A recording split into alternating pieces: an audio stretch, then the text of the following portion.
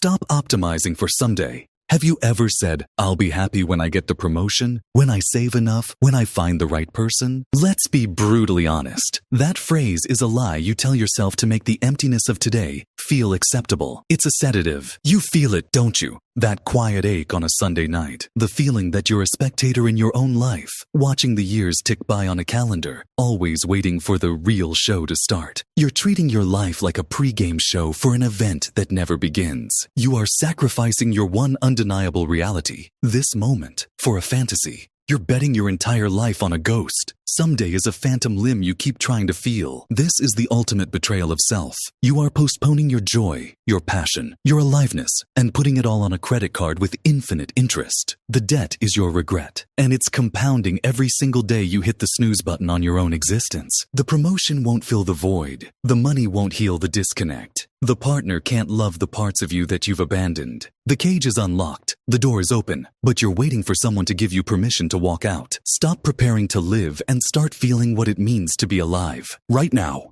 Not when you're thinner, richer, or more successful. The pain of regret is 1,000 times heavier than the pain of discipline. Here's how you break the trap. First, schedule your alive time. Stop waiting for inspiration. You schedule meetings you hate. Why not schedule time for the things that make you feel alive? Block out 1 hour this week, literally in your calendar, and label it Project Alive. In that hour, you are forbidden from working on your someday goals. You must do something that feels meaningful now. Build a shelf. Write a page of a story you care about. Go for a walk with your phone on airplane mode. This isn't about productivity. It's about sovereignty over your time. 2. Flip the question. Instead of asking, what do I want to have in the future, which leads to the someday trap, ask this.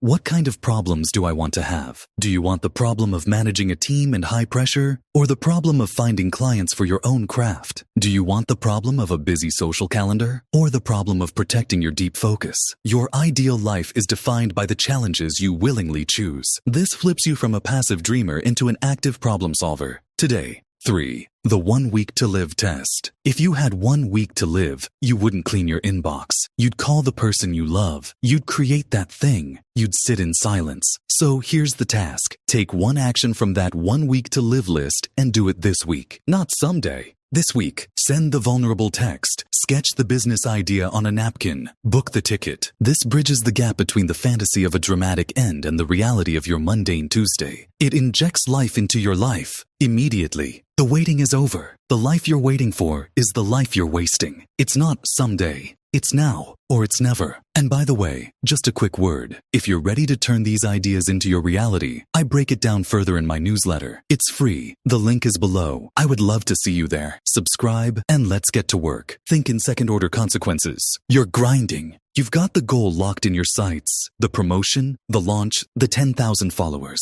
You can taste it. You're working late, saying no to friends, convincing yourself this is what it takes. You're so focused on the peak of the mountain that you're not looking at the path. You're in love with the idea of the summit, but you haven't asked about the thin air, the freezing cold, and what you'll have to leave behind to get there. But then, you get it. The promotion comes through, and the first thing you feel isn't joy, it's dread. The inbox is fuller. The meetings never end. You're now responsible for other people's mistakes. Your free time vanishes. You achieved the goal, but you lost the life you were hoping it would create. This is the consequence you never saw coming. You were playing checkers, thinking one move ahead when life is a game of chess. You won the battle but started losing the war for your own time and peace. The way out is to stop being a passenger. You need to become the strategist of your own life. This isn't about pessimism. It's about empowered clarity. You need a toolkit to see the future before it happens. Your first tool is the "and then what?" drill. For example, before you commit, interrogate your goal like a stubborn child. It goes like this.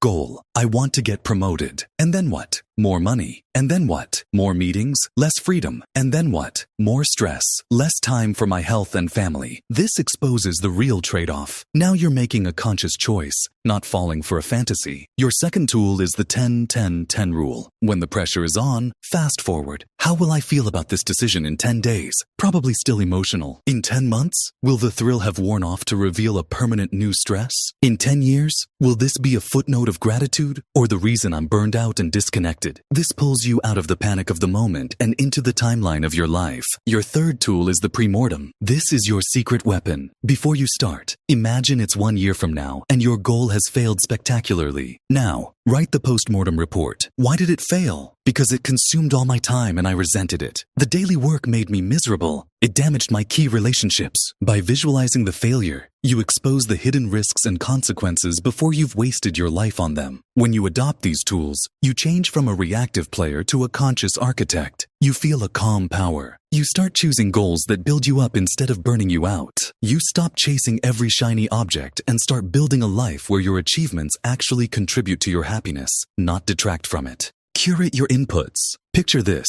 You wake up, grab your phone, and the first thing you see is bad news. A tragedy on the other side of the world. A billionaire showing off his jet. A stranger arguing about politics. Before you even brush your teeth, your brain is already carrying weight that doesn't belong to you. Then you head to work. On your break, you scroll again. Drama, fake success, people living perfect lives. Suddenly, your own life feels small. You start comparing. You start doubting. By the time you're home, you're drained. Not from what you did, but from everything you consumed. Now imagine this instead. You wake up and read a few pages of a book that inspires you. On your break, you listen to a podcast that teaches you something useful. In the evening, you call a friend who actually cares. Same life, same 24 hours, different inputs, and the difference is massive. Your mind is like a garden. Feed it garbage and it rots. Feed it wisdom and it grows. So be ruthless with what you let in. Follow people who make you think, not people who make you doubt. Watch things that make you stronger, not weaker. Surround yourself with voices that remind you of your potential, not your limits. Because the truth is, life is too short to let junk data steal your energy. Curate your inputs, and you'll change your entire output. Build your unshakable core. Have you ever been asked, so, what do you do? And watched yourself automatically reach for your job title? That title is a costume. It's a role you play. But who are you when the costume comes off?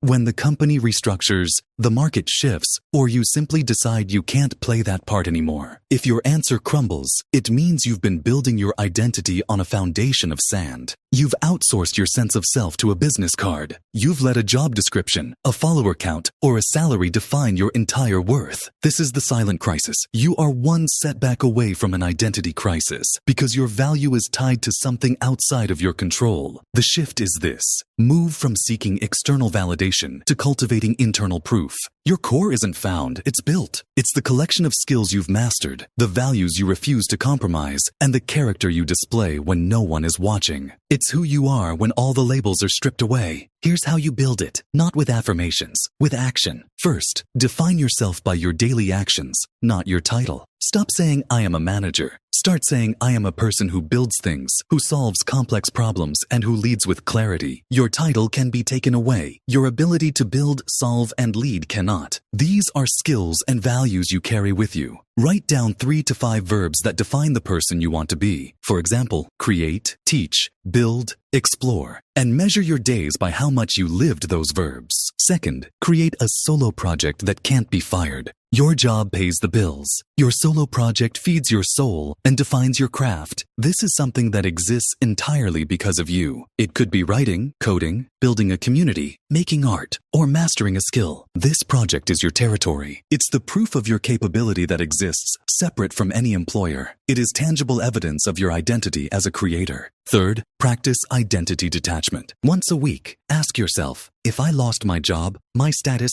and my possessions tomorrow, what would I still have left? The answer is your core, your health, your mind, your relationships, your skills. By consciously acknowledging this, you weaken the link between your self-worth and your external circumstances. You realize the real assets are the ones you carry inside. The goal is to become like a tree with deep roots. No matter how strong the storm, a layoff, a failure, a criticism, you might sway, but you will not break. Your worth is no longer negotiable. Learn continuously. You know that feeling when life starts to feel flat?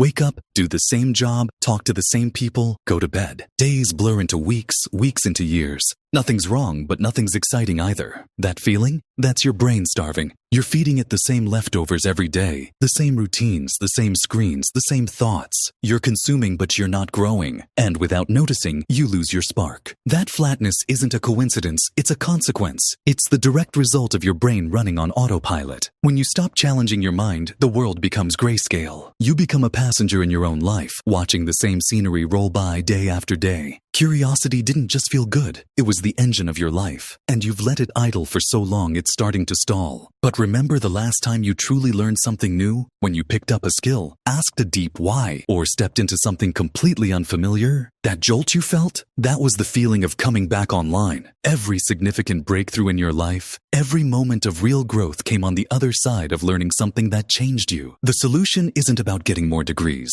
It's about turning your daily life into a living classroom. It's about trading passive scrolling for active exploration. It's about turning your phone from a distraction into a tool for discovery. Here's how you start learning. 1. The one new thing rule. Each week, consciously learn one small new thing unrelated to your job. How a coffee machine actually works, the basic chords of a song on guitar, a few phrases in a new language. This isn't about mastery. It's about reminding your brain what it feels like to be a beginner, to be clumsy, curious, and alive. 2. Follow your useless curiosity. That random question that pops into your head. Why are there tides? How does an algorithm work? Don't just ignore it. Fall down the rabbit hole. Spend 15 minutes Googling it deeply. This useless learning is what rebuilds your mental muscle. It connects dots you never knew existed and makes the world feel wide and fascinating again. 3. Learn with your hands. If your work is digital and abstract, your brain needs tactile input. Learn to cook a complex recipe, build a piece of furniture, or even just solve a physical puzzle. This grounds you, forces presence, and delivers a deep satisfaction that a screen never can. When you make learning a non-negotiable part of your life,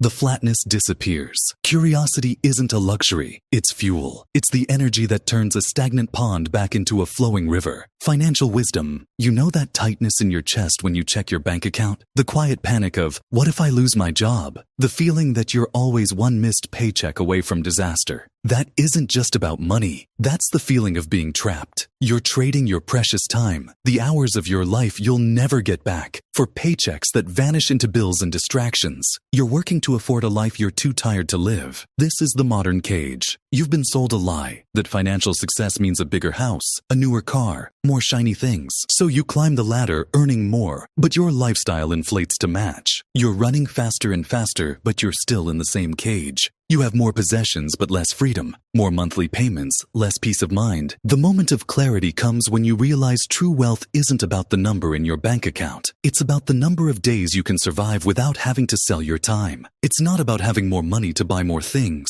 It's about having enough money to buy back your time. Financial wisdom is the tool that pries open the door of that cage. This isn't about becoming a millionaire. It's about becoming the CEO of your own life. Here's how you start. 1. The conscious spending reset. For 1 month, track every single dollar you spend, not to judge yourself, but to perform an audit on your life. You'll be shocked at how much money leaks out funding a lifestyle you don't even enjoy. This isn't about budgeting. It's about aligning your spending with your values. Stop funding the life you're trying to escape. 2. Invest in assets, not just liabilities. An asset puts money in your pocket, like a skill that earns more, a side business, or stocks. A liability takes money out, like a car payment, the latest phone, and subscriptions you don't use. Most people spend their lives trading their time for liabilities. The wise person builds an army of assets that work for them, even while they sleep. 3. Build a freedom fund. This isn't just an emergency fund. This is 3 to 6 months of living expenses that gives you the ultimate power. The power to walk away. The power to say no to a toxic job, a bad deal, or anything that compromises your integrity. This fund isn't money. It's oxygen. It's the thing that lets you breathe easy and make decisions from a place of strength, not desperation. When you get this right, the anxiety starts to fade. That chest tightness loosens. You make career choices based on interest and growth, not just fear. Stop asking, how much does it cost? And start asking, how many hours of my life must I trade for this?